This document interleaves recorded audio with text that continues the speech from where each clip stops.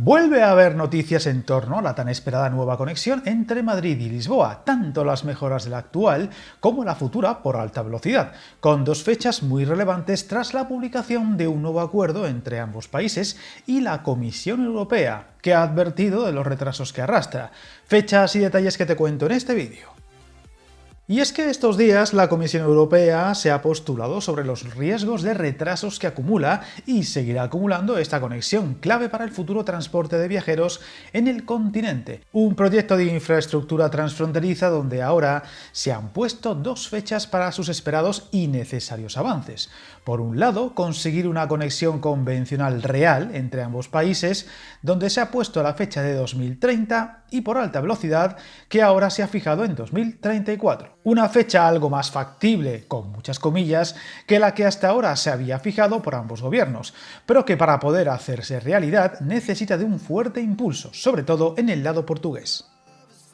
Se espera que la apertura de una ruta convencional mejor que la actual, que requiere de muchas horas y cambios de tren, pueda estar lista para 2030 con una duración aproximada del viaje de 5 horas, mientras que con la puesta en marcha del tren de alta velocidad se reducirá el tiempo del trayecto a tan solo 3 horas, algo que ahora se fija para el citado 2034. Este tiempo sería posible en pocas o ninguna paradas intermedias y una vez se termine, si no todo, buena parte del recorrido a máximas prestaciones, algo que en el área de Lisboa probablemente no sea posible hasta 2040, como se decía hasta ahora. Aún así, los tiempos de viaje mejorarán notablemente a los actuales y los de carretera y supondrán un notable alivio al ahora congestionado aeropuerto lisboeta, que espera la construcción de uno nuevo al otro lado del Tajo.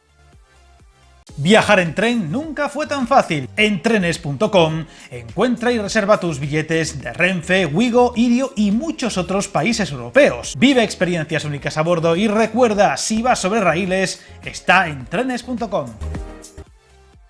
Estas novedades se conocían tras el acuerdo al que han llegado Portugal, España y la Comisión Europea para la conexión Lisboa-Madrid por tren convencional en las fechas y tiempos comentados, calificándose como un paso decisivo para aproximar aún más las capitales ibéricas. Desde el Ministerio de Infraestructuras portugués, unos planes que veremos cómo se ejecutan, ya que sigue habiendo muchas dudas desde el lado portugués debido a la complejidad de lo que queda por hacer entre Lisboa y Évora, donde aparte del nuevo aeropuerto se quiere construir un nuevo puente que cruce el Mar de la Paja y donde hasta ahora, desde el gobierno luso, se ha apostado por priorizar y acabar antes la conexión Lisboa-Oporto frontera con Galicia y donde falta todavía la apertura al tráfico del primer tramo de alta velocidad del país, el Évora-Elvas, que lleva un considerable retraso y que a falta de los últimos remates y pruebas se espera abrir al fin el próximo año.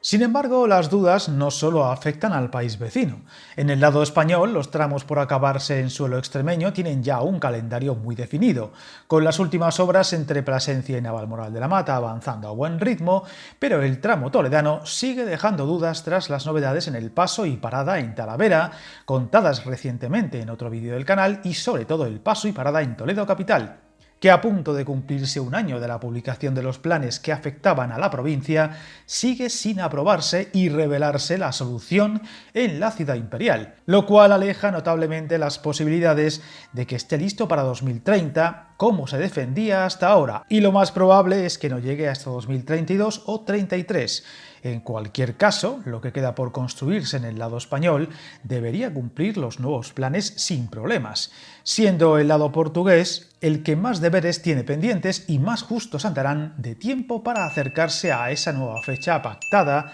entre gobiernos y Comisión Europea, y que veremos si no es más que otro incumplimiento que añadirse a una lista ya muy larga y que parece no terminar nunca. Sea como sea, seguiremos pendientes de las novedades que lleguen. Suscríbete al canal y recuerda, hasta el camino más largo se inicia con un primer paso.